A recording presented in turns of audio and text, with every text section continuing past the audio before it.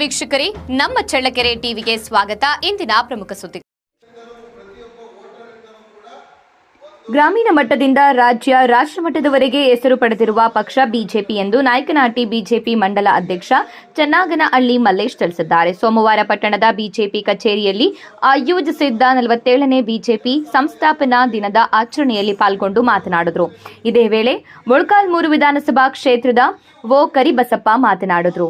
ಇದೇ ಸಂದರ್ಭದಲ್ಲಿ ನಿಕಟಪೂರ್ವ ಅಧ್ಯಕ್ಷರಾದ ಎಂವೈಟಿ ಸ್ವಾಮಿ, ರಾಮಾರೆಡ್ಡಿ, ಮಂಡಳ ಉಪಾಧ್ಯಕ್ಷ ತಿಪ್ಪೇಸ್ವಾಮಿ, ಕಾರ್ಯದರ್ಶಿಗಳಾದ ಬೆಂಕಿ ಗೋವಿಂದಪ್ಪ, ಪ್ರಕಾಶ್ ಬಸಣ್ಣ, ಎಸ್ಟಿ ಮೋರ್ಚಾ ಅಧ್ಯಕ್ಷ ನಾಗರಾಜ್, ಎಸ್ಸಿ ಮೋರ್ಚಾ ಅಧ್ಯಕ್ಷ ಶಂಕರಸ್ವಾಮಿ, ಒಬಿಸಿ ಮೋರ್ಚಾ ಅಧ್ಯಕ್ಷ ರಾಜು, ನಗರ ಘಟಕಾಧ್ಯಕ್ಷ ನಾಗರಾಜ್, ಜಾಗನೂರ ಅಟ್ಟಿ, ಮುಖಂಡರಾದ ವೆಂಕಟಪ್ಪ, ಹಿರೇಹಳ್ಳಿ ಮಹಾಶಕ್ತಿ ಕೇಂದ್ರ ಅಧ್ಯಕ್ಷ ಪರಮೇಶ್ವರಪ್ಪ, ಶಿವದತ್ತ, ತಿಪ್ಪೇಸ್ವಾಮಿ, ರಾಜೇಂದ್ರ, ಸಣ್ಣೋಬಯ್ಯ, ಬೋರಯ್ಯ, ಮಲ್ಲೂರಳ್ಳಿ ಮಲ್ಲಯ್ಯ, ವಿಜಯ್ ಕುಮಾರ್, ಮಂಜುನಾಥ್, ಮಹಿಳಾ ಮೋರ್ಚಾ ಅಧ್ಯಕ್ಷೆ ಪವಿತ್ರ ತಿಪ್ಪೇಸ್ವಾಮಿ ಸೇರಿದಂತೆ ಪಕ್ಷದ ಮಂಡಳ ಪದಾಧಿಕಾರಿಗಳು, ಕಾರ್ಯಕರ್ತರು ಹಾಜರಿದ್ದರು.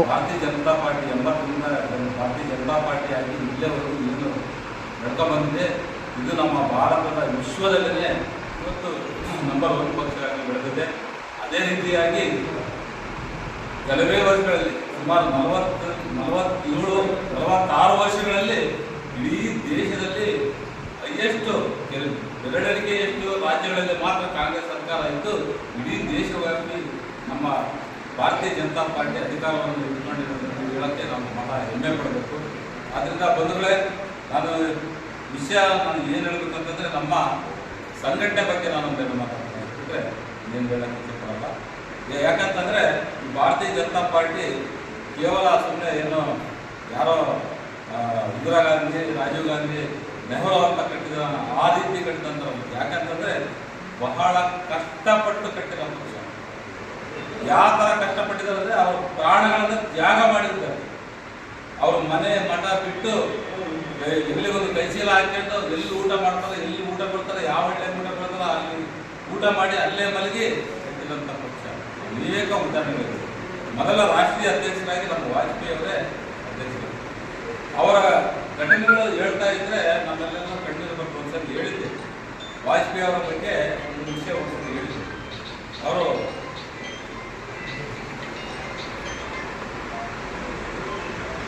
ಅವರು ನಮ್ಮ ಗುರೂಜಿಯವರು ಸಂಘದ ರಾಷ್ಟ್ರೀಯ ಪ್ರಚಾರಕರಾದಾಗ, ಸಂಘಚಾಲಕರಾದಾಗ ಅವರು ಒಂದ್ಸರಿ ಕಾರ್ಯಕ್ರಮಕ್ಕೆ ಬರ್ತಾರೆ.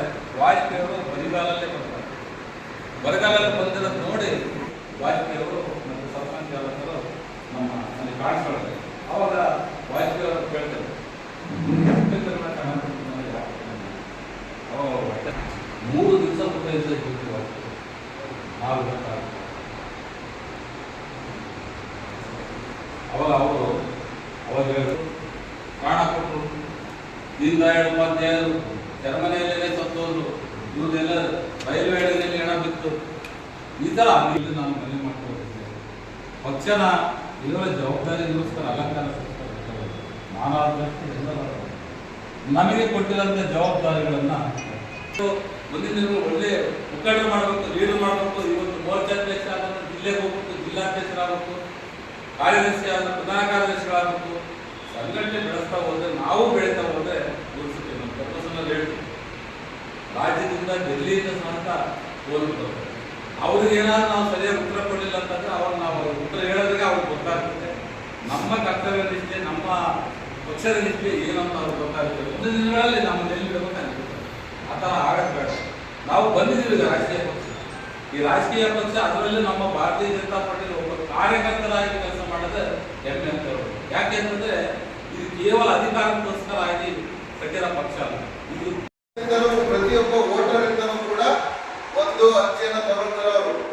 ನಾನು 2002ರಲ್ಲಿ ನನ್ನ ವೋಟ್ ಎಲ್ಲಿತ್ತು, ಈಗ 2025ರಲ್ಲಿ ಎಲ್ಲಿದೆ, ನಾನು ಎಲ್ಲಿ ವೋಟ್ ಮಾಡ್ತಾ ಇದ್ದೀನಿ ನಮ್ಮ 2002ರಿಂದ ಮಾಹಿತಿ ತಗೊಳ್ತಾರೆ.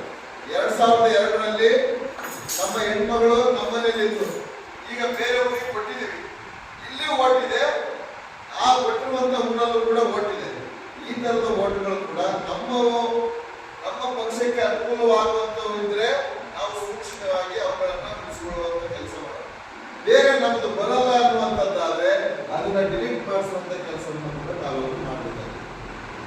ಜೊತೆಗೆ ಕರಿಬಸಪ್ಪ ಅಂತ ಹೆಸರು ತಂದಿದೆ, ಕೋಟ ಮಲೇಶ್ ಅಂತಿದೆ.